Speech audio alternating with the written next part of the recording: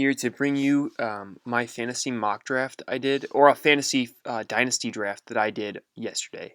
It's still ongoing. As you can see, there are still a few spots that need to be filled. I still have one more pick here. I am the third overall pick. This is a beer league, and this league was not super competitive. So people were kind of picking who they wanted to pick. People who were picking players that some people were actually trying really hard to make a dynasty draft, a team that's built to win. So I just want to go over what positions I was in and what picks were available and what picks I made after making a decision. We had 3 minutes per pick, so we had enough time. Some picks were a little bit rushed. I know this is probably the one pick I regret the most, Chris Letang in the fifth round, and I'll explain why in a second. But anyways, this is a 20-team dynasty draft, and I was pretty happy with my first four picks. This is the best situation I could have come across. So I think the reason why some of these players went earlier than they did was because they were a lot of people had the players based off of how many points they had last season, so they didn't account for injuries like Gensel, Hamilton, and Rantanen had, and they didn't play the full season. So I got a very good premium on those players. Now, I first want to talk about before I get into anything. This format does not give goalies a good edge on their opponents. So players like Connor Hellebuck and Andrei Vasilevsky would only be getting even less points per game than a McKinnon or a McDavid. But they also are only playing 60% of the games that McKinnon and McDavid actually play, or maybe more than that, probably more like 70%, those high-end goalies. So I kind of tried to stay away from goalies as much as I could, and it actually gave me a couple issues and questions in net. But anyways, let's get into it. So I was a third overall pick. I was surprised Brady Tkachuk went first. In this league, hits and block shots do very well for players, so it makes sense why Brady Tkachuk would go really early, but I think this is a little bit over-exaggeration. They might have high hopes for him later in the years. And then like Leon Draisaitl went next. He's a good player, but I would not put him on the same tier as McKinnon and McDavid. So I had to make the choice between the two. I think McKinnon's more durable, so I picked McKinnon. And then it went McDavid, and then somehow Austin Matthews slipped all the way to 8, even behind Alex Ovechkin for some reason. I don't know. But anyways, after the first round went, this guy was kind of on auto draft. He played, he drafted very poorly. Dylan Dube, Jonas Donskoy, Miles Wood, first three picks.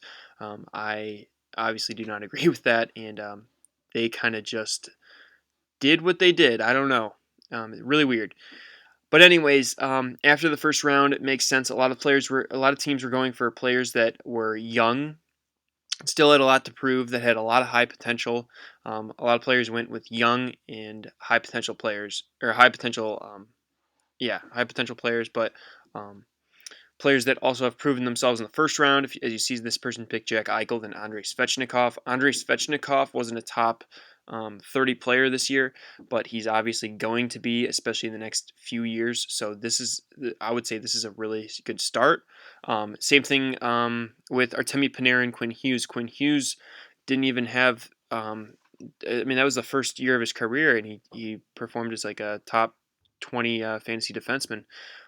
So I think that's pretty impressive to get to play with those top level defensemen. So anyways, as you can see, all the young players like Cale Makar are picked. So when it got back to me and I had a few options, I tried to go as young as I could with Jake Gensel, but at the same time, I want to win now.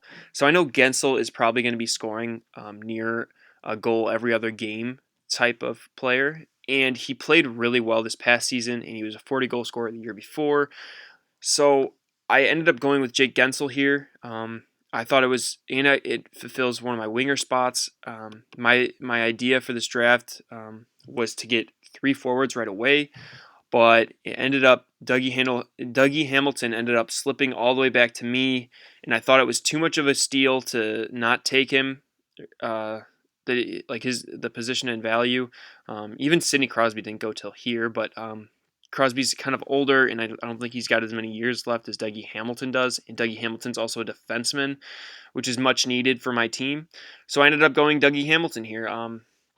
Not really. I also have also in a 20-team dynasty league. Having a defenseman, a top 5 defenseman, um, is actually a huge premium in that position, and I'm getting a lot more value towards that position. So I ended up getting double Dougie Hamilton here, and then it went all the way back to me, and Mikko Rantanen was still available. Mikko Rantanen is with Nathan MacKinnon on that first line in Colorado, and him and McKinnon are yin and yang. They are going to be top forwards for the next I don't even know how many years. And he was a right wing too, so I get a lot of value in the winger position. So it was kind of a must get. So once I got all 4 of these players, I thought I got a premium on each one of them. I thought I got, I think these guys were all underdrafted. I think for years to come, they're still going to be very good. Jake Gensel, Nathan MacKinnon, Mikko Rantanen. I think Dougie Hamilton has a few less years than those guys, but I'm still really happy I got those guys. And then it came around again, and I think I made a mistake here with Chris Letang. I actually kind of panic picked. I was really looking for players, and it went down on the clock. I think I had like 15 seconds left, and I ended up just clicking Chris Letang because he was high on my list. Chris Letang is already 33 years old, so in a dynasty league, I think he's 34 maybe, but in a dynasty league, you don't really want to pick the older players because they don't really have that many years left. Even though Chris Letang is kind of a premium in the defensive position for this pick, and also he's way more talented than some of the forwards. He's only got like 1 or 2 years, so I'm pretty much signing Chris Letang to a 1 or 2 year contract by drafting him here. And the other struggle here is that he's going to be on the same team as Jake Gensel, and that actually kind of screws me because I already have 2 players on the same team in Mikko Rantanen and Nathan MacKinnon, and then I drafted Chris Letang. Yeah, so I felt like I was rushed on this pick. I ended up picking Chris Letang. I may be regretting it now. I probably would have gone back and picked a goaltender or something like that. I would have picked a Tuukka Rask or something like that. If I could trade, I would, but at the same time, I think if I'm winning a championship this year, I don't think it's an awful pick. But again, I'm relying on 2 teams right now. And then it goes around again, and Gabriel Landeskog is still available. Now, I struggled with trying to find someone else aside from Landeskog that is really worth it at this pick. And Landeskog has proven year in and year out for the past 2 years that he is a top tier winger. He's a top tier winger in terms of Dynasty League. Like, he'll be a top 30 winger for sure for the next 2 or 3 years. The problem is, though, is that I now have 3 of the same 3 players on the same team. Even though it's a really good team, I think that'll hurt me in the long run. So I'm really trying to trade Gabriel Landeskog, even though I think that this season he's going to outperform Mikko Rantanen in terms of points. Possibly not.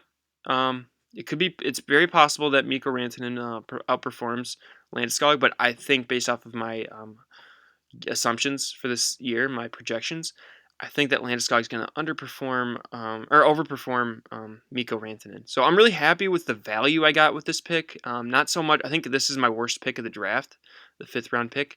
But I think Gabriel Landeskog is he might be able to get some good trade value. And then the 7th round pick came. I needed a goaltender. I was really happy to get Jose Saros. I thought this was really good value. As you can see, David Rittich. I think the draft went Chris Letang, and then I went Gabriel. No, it went Nathan MacKinnon, Jake Gensel, Dougie Hamilton, and then Rantanen, Letang. Oh, and then it went Landeskog and then Saros. So David Rittich went before Saros, and Matt Murray went before Saros.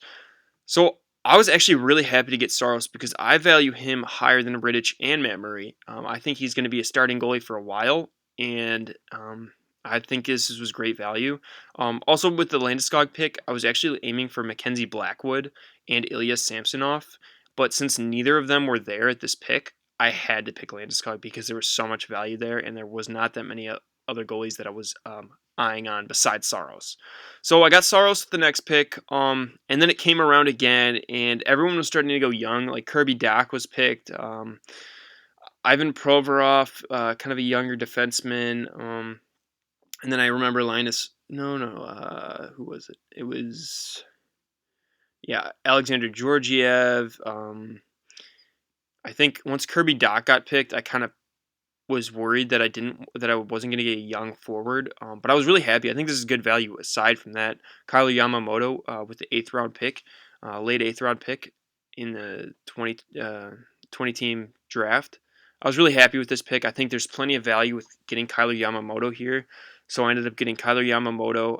I think I got a little bit of a premium there. And he's young. He's going to be with Connor McDavid. He'll be a high point producer in the future, I think. He's proven he got 25 points in 27 games last season. I don't think that he'll keep that pace up, but it's pretty impressive for what we've seen of him. And then it went around again, and I got Ryan Ellis. I know I already had two quality defenders here, but Ryan Ellis is another premium on defense here. And if I'm going to go for the win this year, I got to go big or go home, and I went with Ryan Ellis. So I'm dominating the defensive category right now, or the defenseman in the draft so far. I'm only behind maybe a couple other players or a couple other teams in this league. So then it went around again, and Vladimir Tarasenko I saw was still available, and I know he's injured right now, but he's still got a few years left of his peak. I think. I know he peaked a few years ago, but I think that when he gets off of his injury, he can become another top 20 winger again. But we'll see. I'm putting him in my IR, hoping that he makes a comeback. And then Kevin Shattenkirk, Ryan Graves, Jacob Slavin, Barclay Goodrow. Like, this is pretty good value for defense in the 11th round. I'm surprised Slavin was available. I have him like just below Ryan Ellis. I was also thinking about getting Ryan Pollock. I don't know how early he went, but he was another player that I had my eye on. But anyways, I went back and I went with a young center. I was kind of lacking in the center category. I think I only had Nathan McKinnon. Nico Heischer was a first overall pick in 2017, so he's still very young, 21 years old. He's been on a really bad team lately, so I'm thinking that he can perform better over the next few years. And I still think he's like, even if he performs like he did this past season, I think that's still okay value at this position, which is what's really good about him is he's got higher potential. This is a low risk, high reward type of situation. So I went Nico Heischer here. And then a lot of people were going young again. I was worried. At this point, I knew there were not that many people left that I wanted. So I was trying to go with some young guns that I think will be elite talents in the future.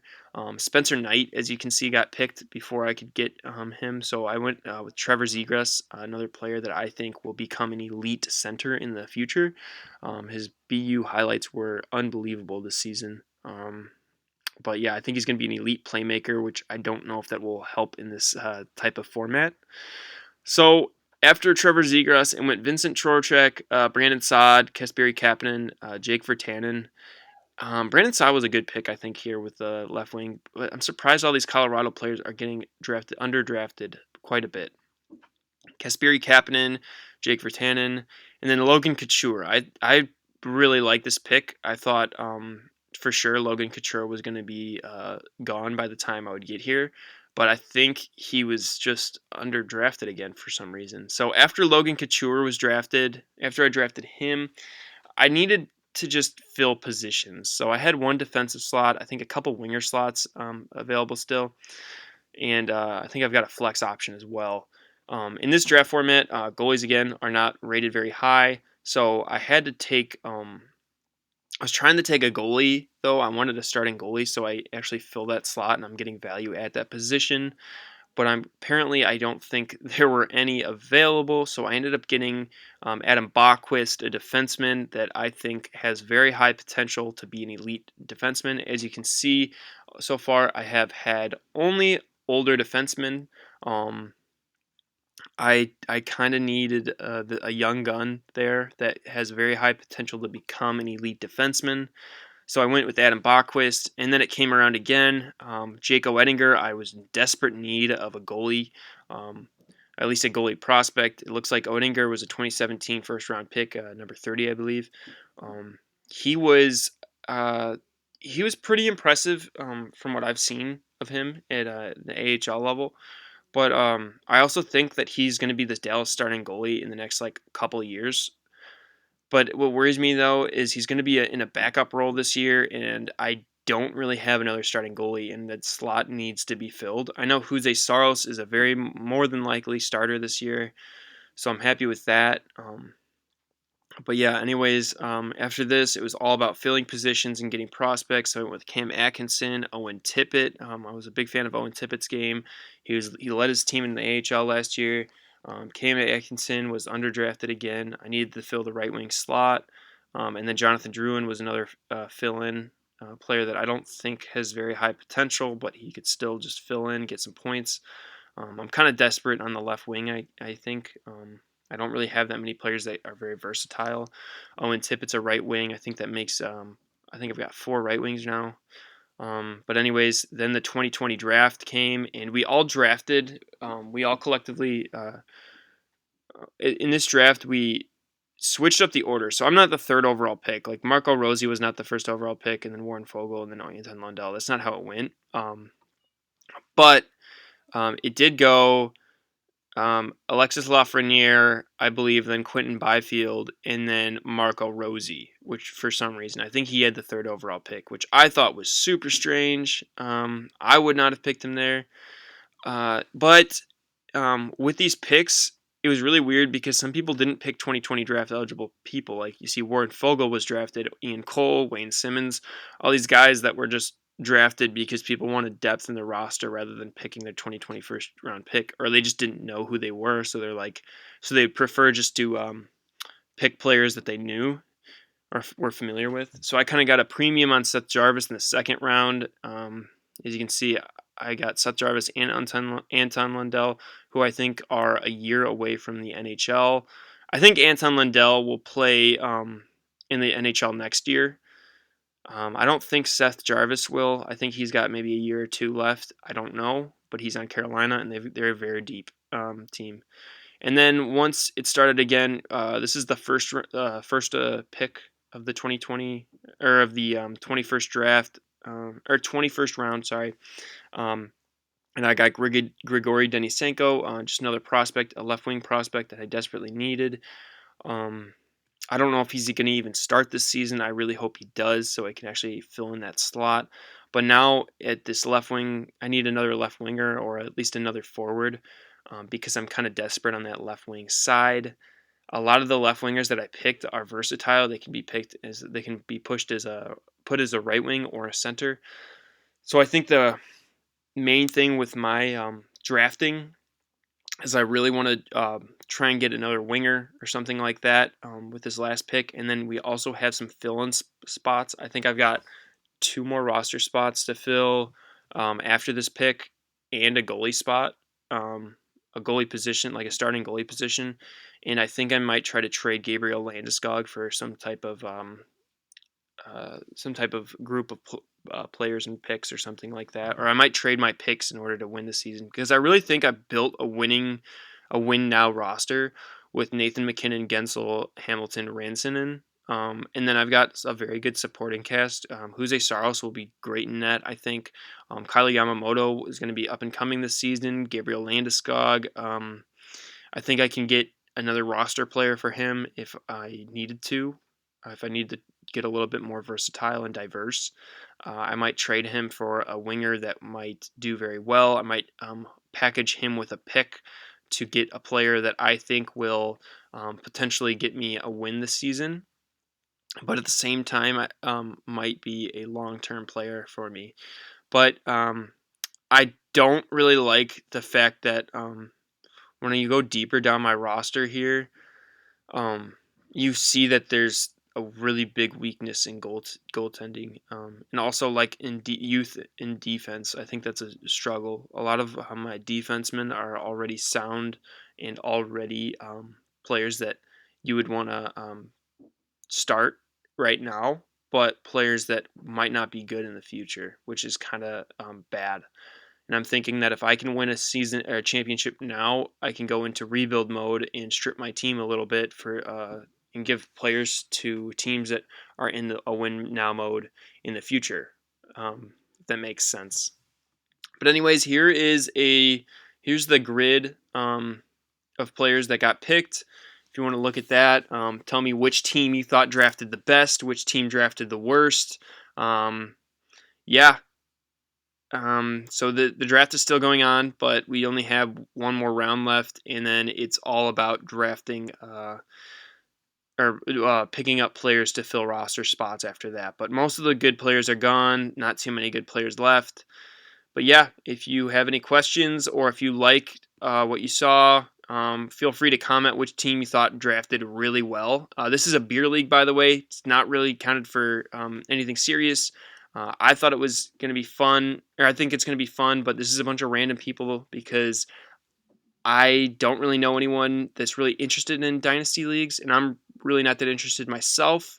But I thought it would be cool to try it out and give you guys a little bit of a taste. If you guys liked it, let me know. But this is how I would draft personally. Most of my players are, I'm more of a 1 year and done kind of guy. I like to play 1 year fantasy leagues, and that's it. Not a big dynasty league kind of guy. But this is the draft that I made, or that I was in, and I was lucky to get third overall selection and got Nathan McKinnon. But yeah, feel free to look through all these picks. I'm trying to get as many players available as possible. And tell me what team you thought was the best picked. What team you thought was the has got the best future. Anything like that. Thank you for watching. Have a good day.